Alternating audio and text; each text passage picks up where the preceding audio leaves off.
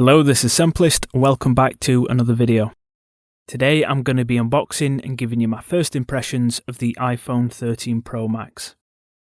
As always, if you enjoy this sort of content, please don't forget to subscribe to the channel and also drop a like on this video as it really does help the channel out. You can also find me over on Instagram and Twitter. So looking at the box, we have a very similar box to last year featuring an all black finish, introduced a couple of years ago for the Pro models. The box displays an Apple icon on the top and the bottom, as well as the iPhone wordmark on either side of the box, so not much change there from last year.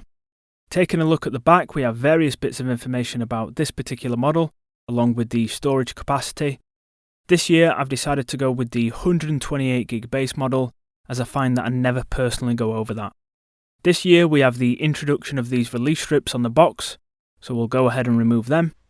We have one at the top, and then finally one at the bottom. Now that we've removed the release strips, we can go ahead and remove the lid. And finally, we have the iPhone 13 Pro Max. Putting the iPhone to one side for a minute, we have the included USB Type-C to Lightning charging cable, and as expected, no charging brick just like last year. Next, we have the classic Apple logo sticker, along with the warranty information, and then finally the SIM tray removal tool. So looking at the overall design of the iPhone 13 Pro Max, I went for the Graphite colorway, which I chose last year for the iPhone 12 Pro Max. I don't believe Apple's changed the colour in any way, however, if you've seen any of my content on the channel before, you'll know for me it's matte black or as close as possible, so I'm really happy again with this colour. The back of the iPhone 13 Pro Max is finished with this textured matte glass back and doesn't attract any fingerprints whatsoever. Overall, a really nice finish. Looking at the edges, they are stainless steel, very similar if not identical to last year, with the nod back to the iPhone 4 style flat edges. Personally, I'm a big fan of this design and I'm glad that Apple decided to stick with it with this year's models. The edges are again finished in chrome, which is going to really pick up fingerprints, so just something to be aware of there. However, overall, I think the combination of matte and chrome works really well and gives the phone a great look. The camera bump, as you can see, has increased significantly from last year, and this is to potentially house the camera upgrades that have also been introduced this year. In terms of weight, we're looking at 238 grams, which overall feels really nice to handle. Not too heavy, but at the same time it gives you that premium feel that you expect. Finally, the only difference in measurements is depth this year, with the iPhone 13 Pro Max being 7.65mm, whereas the iPhone 12 Pro Max was 7.4mm, so not much between them at all. Moving on to features, this year we have the same Super Retina XDR OLED display from last year. However, this year we have the introduction of the ProMotion Adaptive 120Hz display, and I've got to say, this display is truly amazing. You won't be able to see the full effect in this video, however, to witness it in hand, it just feels so smooth. I'm going to be testing this out more in the following days, and I'm really happy that Apple has decided to add it to this year's models.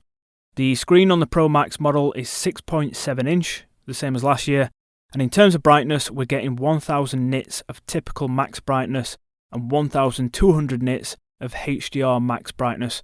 The only other change this year, which you may or may not have picked up on, is that the notch is slightly smaller, so giving us that little bit extra screen estate. Moving on to the camera, this year we have the same 12 megapixel camera system, featuring the telephoto lens, the wide lens, and then the ultra wide lens. There are some slight variations in the aperture of these lenses, so the telephoto is now an f2.8, the wide is an f1.5, and then finally the ultra wide is 2.8. We have the introduction of a macro option, which will activate automatically when your subject is as close as 2 centimeters. One thing to note is that macro mode is exclusive to the Pro models, and it's not available on the standard iPhone 13. So just something to bear in mind if you are comparing devices. The macro function doesn't have a specific setting as mentioned, however, you will know it has activated as you'll notice a slight shift when it goes back to the wide lens. I'm not sure if I'll personally get much use out of the macro lens, however it's an amazing addition to the iPhone 13 Pro Max. The final feature, and one of the main reasons I bought the iPhone 13 Pro Max, is the TrueDepth camera. This really does take any filming to the next level and provides real depth to any footage shot with the iPhone. As you can see, if I'm filming a subject, I can shift the focus in real time to any other subject in the frame, and it really provides that depth of field that we've lacked, I think, across any sort of mobile device that's been released to date. So I'm really looking forward to experimenting with this in future videos.